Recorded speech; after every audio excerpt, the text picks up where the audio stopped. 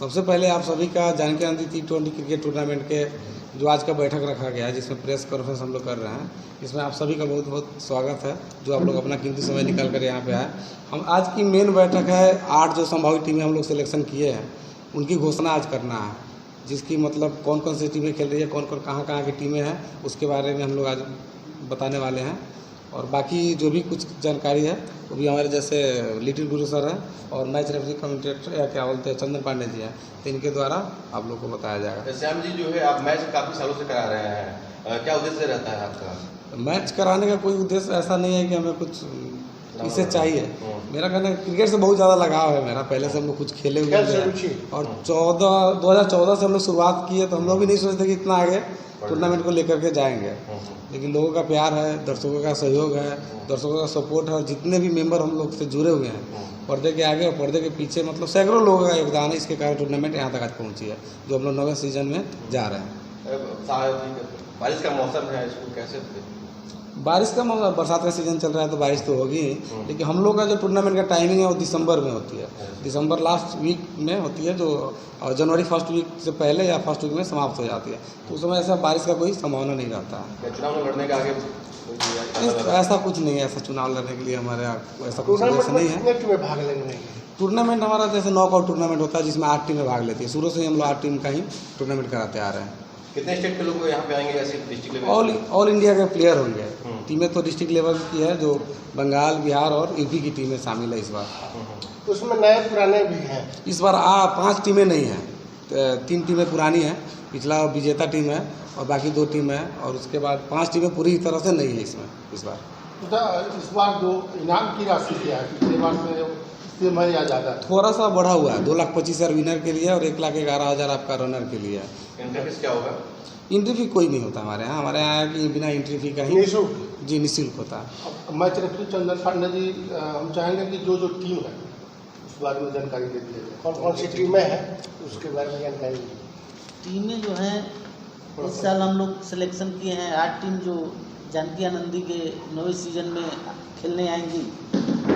पहली टीम है करीम 11 मधुबनी से हैं, दूसरी टीम MSCC फॉरबिसगंज से हैं, और तीसरी चंदन 11 वैशाली है, और नीलम 11 पटना है, अंकित 11 औरंगाबाद है, और पूर्वी चंपारण की टीम है सलमान 11 आजमगढ़ है, और मुन्ना 11 अरवल है।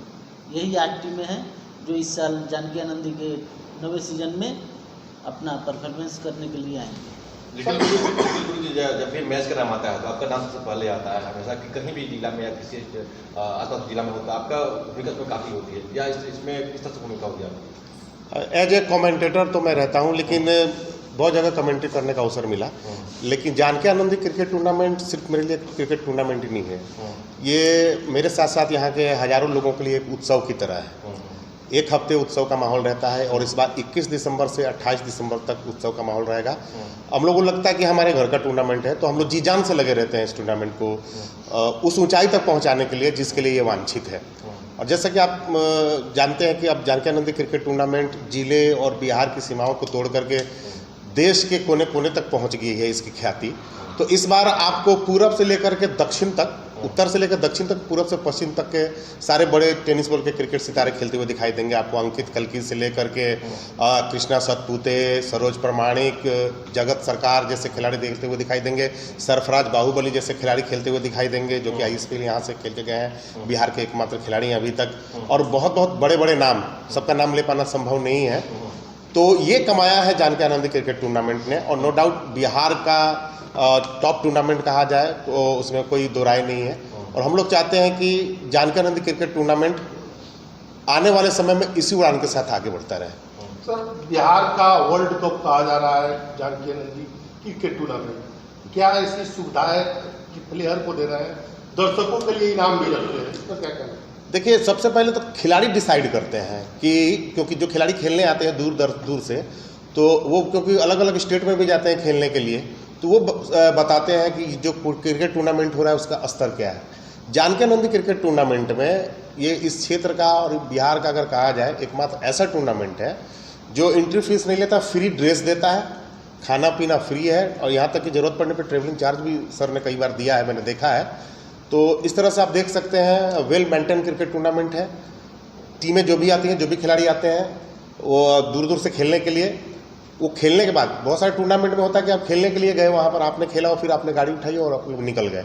लेकिन यहाँ जानकी आनंदी क्रिकेट टूर्नामेंट एक ऐसा टूर्नामेंट है, क्योंकि ये जानता है, आयोजन कमेटी जानती है कि जैसे कोई फाइनेंसर है, क्योंकि अब टीम में फाइनेंसर चलाते हैं, तो कोई फाइनेंसर है और उनके पास बहुत बड़े खिलाड़ी आए, कोई मुंबई से या कहीं से, और उनको यहाँ खेल करके कल कहीं और भी खेलने जाना है। तो वैसी परिस्थिति में जानकी आनंदी क्रिकेट टूर्नामेंट आयोजन कमेटी उनको फिर से रात में रहने की सुविधा प्रोवाइड कराती है, खाने पीने की सुविधा देती है कि आप रहिए, खाइए पीजिए, और सुबह फिर आपको जहाँ जाना है गंतव्य पे जाइए। ऐसे कई बार होते हैं, 2-3 खिलाड़ी ऐसे होते हैं जो रुक जाते हैं।